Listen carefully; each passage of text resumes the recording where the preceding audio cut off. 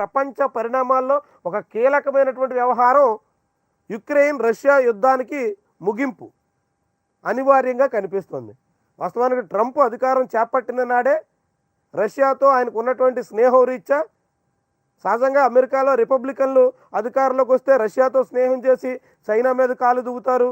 డెమోక్రాట్లు రూలింగ్లోకి వస్తే చైనాతో సన్నిహితంగా మెలుగుతూ రష్యా మీద కాలు దువ్వుతారు అనేటువంటిది ఒక అభిప్రాయం, జనరల్గా ఉన్నటువంటి వాదన. అందుకు తగ్గట్టుగానే జరిగింది. గతంలో బైడెన్ ప్రభుత్వం ఉన్నప్పుడు రష్యా మీద నాటోలో యుక్రెయిన్కి సభ్యత్వం అనేటువంటి పేరుతో యుద్ధానికి పురుగొల్పింది. అసలు ఆ రష్యా యుక్రెయిన్ మధ్య యుద్ధానికి అసలు కారణం అమెరికానే. అమెరికా లేకుంటే, నాటో సభ్యత్వం అనేటువంటి వివాదం లేకుంటే రష్యా యుక్రెయిన్ యుద్ధం వరకు వెళ్ళేటువంటి కాదు. ఇరు దేశాలు ఈ రీతిలో నష్టపోవాల్సినటువంటి పరిస్థితి వచ్చేది కాదు. ఇరు దేశాలు ఇబ్బంది పడ్డాయి. యుక్రెయిన్ ఎక్కువ నష్టపోయింది, రష్యా తక్కువ నష్టపోయింది. యుద్ధం ఎప్పుడైనా అంతే. యుద్ధంలో ఉన్నటువంటి వాళ్ళు ఎవరైనా నష్టపోతారు. ఎక్కువ తక్కువ అన్నదే చివరికి అంతిమంగా విజేత నిర్ణయిస్తుంది.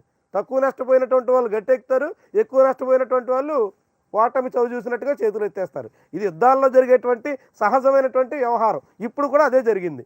ఇరు దేశాలు నష్టపోయాయి. కారణం అమెరికా. అమెరికా ఎందుకు చేసింది? అమెరికాకు సంబంధించినటువంటి ఆయుధాలు అమ్ముకోవాలి, అమెరికాకు సంబంధించినటువంటి ఆయిల్ అమ్మకాలు, వీటన్నిటి కోసం అమెరికా వ్యాపార ప్రయోజనాల కోసం అటు యూరప్ని, ఇటు రష్యాని, యుక్రెయిన్ని అందరినీ ముంచేసి అమెరికా తన ప్రయోజనాలని కాపాడుకునేటువంటి ప్రయత్నం చేసింది. ఎట్లా అంటే ఇప్పటివరకు యుద్ధానికి ముందు కాలం వరకు రష్యా నుంచి చౌకగా ఆయిలు అదేవిధంగా గ్యాసు యూరప్కి సరఫరా చేసేటువంటి వాళ్ళు. ఎప్పుడైతే నాటో విషయంలో వివాదం వచ్చి రష్యా యుద్ధానికి దిగిందో వెంటనే యూరోపియన్ యూనియన్ దేశాలు రష్యా మీద ఆంక్షలు పెట్టాయి. ఆంక్షలు పెట్టడంతో రష్యా నుంచి చమురు గ్యాసు సరఫరా ఆగిపోయింది. అప్పుడు ఆ చమురు గ్యాస్ ఎక్కడి నుంచి తెచ్చుకోవాలంటే మళ్ళీ యూరప్ దేశాలన్నీ అమెరికా మీద ఆధారపడ్డాయి. అమెరికా తన దగ్గర ఉన్నటువంటి చమురు అదేవిధంగా గ్యాసు రెండు అమ్ముకుని భారీగా లాభాలు గడించింది. యూరప్ దేశాలు మాత్రం చితికిపోయాయి. ఎందుకంటే ఆ రష్యా నుంచి ఆయిల్ వచ్చినప్పుడు, గ్యాస్ వచ్చినప్పుడు తక్కువ రేటు కొనుగోలు, కానీ అమెరికా నుంచి ఎక్కువ రేటు కొనుగోలు చేయడం వల్ల మొత్తం యూరప్లో ద్రవ్యోల్బణం, ధరలు పెరిగి అనేక చోట్ల హింసాకాండ మనం చూసాం.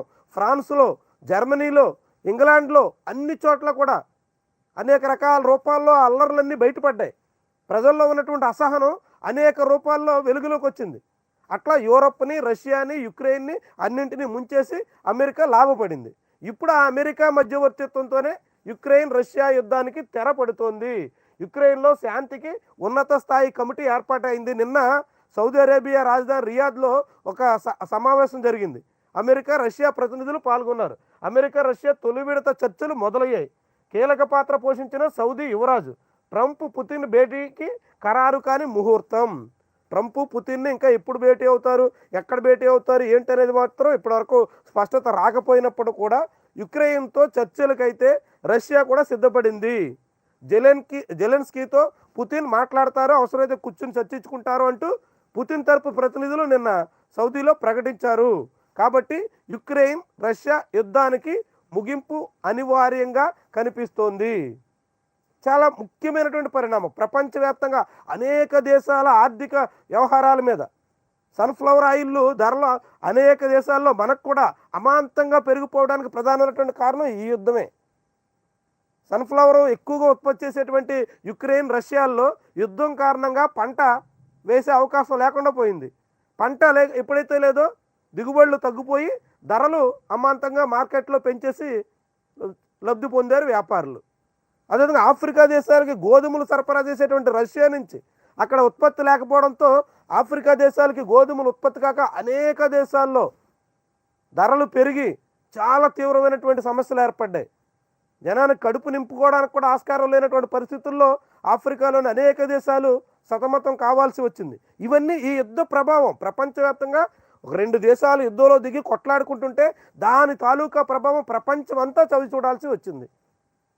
మనలాంటి దేశాలకి చౌకగా చమురు అయితే దక్కింది. మనం కొంత లాభం కూడా పొందాం ఈ యుద్ధం కారణంగా. రష్యా నుంచి యూరప్ వెళ్లాల్సినటువంటి చమురు అక్కడ ఆంక్షల కారణంగా నిలిచిపోవడంతో ఆ మొత్తం ఆయిల్ అంతా ఇండియాకి దిగుమతి అయింది. చౌకగా ఇండియా ఆ ఆయిల్ అంతటిని దిగుమతి చేసుకుని గడిచిన 2 ఏళ్లుగా ఇండియాలో ఆయిల్ ధరలు పెరగకుండా, పెట్రోల్ ధరలు పెరగకుండా మనందరికీ కాసింత ఉపశమనం కల్పించింది. అదే సమయంలో ఇండియన్ గవర్నమెంటు, ఇండియన్ కంపెనీస్ కూడా రష్యా నుంచి చౌకగా ఆయిల్ దిగుమతి చేసుకుని ఇక్కడ దాన్ని శుద్ధి చేసి మళ్ళీ ఇతర దేశాలకు అమ్ముకుని, అదే యూరప్ దేశాలకి ఎక్కువ ధరకు అమ్ముకుని లాభాలు కూడా గడించినటువంటి అనుభవం వచ్చింది.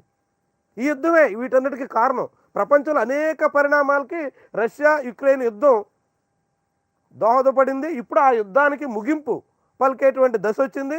నిజంగా యుద్ధం ముగింపు పలికితే అందరూ ఆహ్వానించాలి. ఎందుకంటే ఎప్పుడైనా శాంతిపూర్వక చర్చల ద్వారానే ఏ సమస్య అయినా పరిష్కారం అవుతుంది. ఎప్పుడైనా ఎలాంటి పెద్ద సమస్య అయినా, అది ఇండియా పాకిస్తానా, ఇండియా చైనానా, అమెరికా రష్యానా, అమెరికా చైనానా, ఏ దేశాల మధ్య, ఇజ్రాయెల్ హమాసా లేదంటే లెబనాన్ ఇజ్రాయిలా, ఏ దేశం మధ్య ఉన్నటువంటి తగాదాలైనా యుద్ధాల వల్ల పరిష్కారం అయితే దొరకదు. తాత్కాలికంగా ఉపశమనం దక్కొచ్చు కొందరికి, కానీ యుద్ధంలో ఉన్నటువంటి అందరూ నష్టపోయేటువంటి పరిస్థితి వస్తుంది. అది శాశ్వతమైనటువంటి పరిష్కారం కాదు. ఎప్పుడైనా చర్చల ద్వారానే ఎవరికైనా మేలు జరుగుతుంది అని మరోసారి ఈ యుక్రెయిన్ రష్యా యుద్ధం చాటుతోంది మనందరికీ. దాదాపు 3 ఏళ్ల పాటు యుద్ధంలో ఉన్నారు. ఏం సాధించారు? ఇరు దేశాలు నష్టపోయినాయి, యూరప్ దేశాలు నష్టపోయినాయి, అనేక దేశాలకి నష్టం వాటిల్లింది. కానీ లాభపడింది అమెరికా. ఇండియా చమురు దిగుమతుల కారణంగా ఇండియా లాంటి కొన్ని దేశాలు, చైనా లాంటి వాళ్ళు లాభాలు పొందారు. కొన్ని దేశాలు లాభాలు పొందితే ప్రపంచంలో అనేక రకాలుగా అనేక మంది సతమతం కావాల్సి వచ్చింది. మనకు కూడా సన్ఫ్లవర్ ఆయిల్ సహా అనేక ధరలు పెరగడం వల్ల ఇబ్బంది పడాల్సి వచ్చింది. ఇట్లాంటి సమస్య ఇప్పుడు చర్చల ద్వారా పరిష్కారం అవుతుంది. ఎప్పుడైనా చర్చలే పరిష్కారం. ఎప్పుడు కాలు దువ్వి కయ్యానికి దిగి యుద్ధానికి వెళ్ళి రణరంగంలో దిగిన తర్వాత నష్టపోవడమే తప్ప లాభపడడం జరగదు అని మరోసారి వర్తమానంలో ఇప్పుడు మనకి రష్యా యుక్రెయిన్ యుద్ధం చాటుతోంది. ఎప్పుడైనా శాంతిపూర్వక చర్చలే సమస్యకు శాశ్వత పరిష్కారాన్ని ఇస్తాయి. అది కొంచెం జాప్యం జరగవచ్చు. ఆ చర్చల్లో అనేక రకాల అభిప్రాయాలు, భిన్నాభిప్రాయాలు అనేక రకం ఉండొచ్చు. దానికి కొంత గడువు సమయం పట్టొచ్చు. కానీ ఎప్పటికైనా చర్చలే అని మరోసారి ఈ వ్యవహారం మనకి తేటతెల్లం చేస్తుంది. త్వరలోనే యుద్ధం పరిష్కారం కావాలని, ప్రపంచంలో శాంతి మళ్ళీ పునరుద్ధరణ సాగాలని ఆశిద్దాం.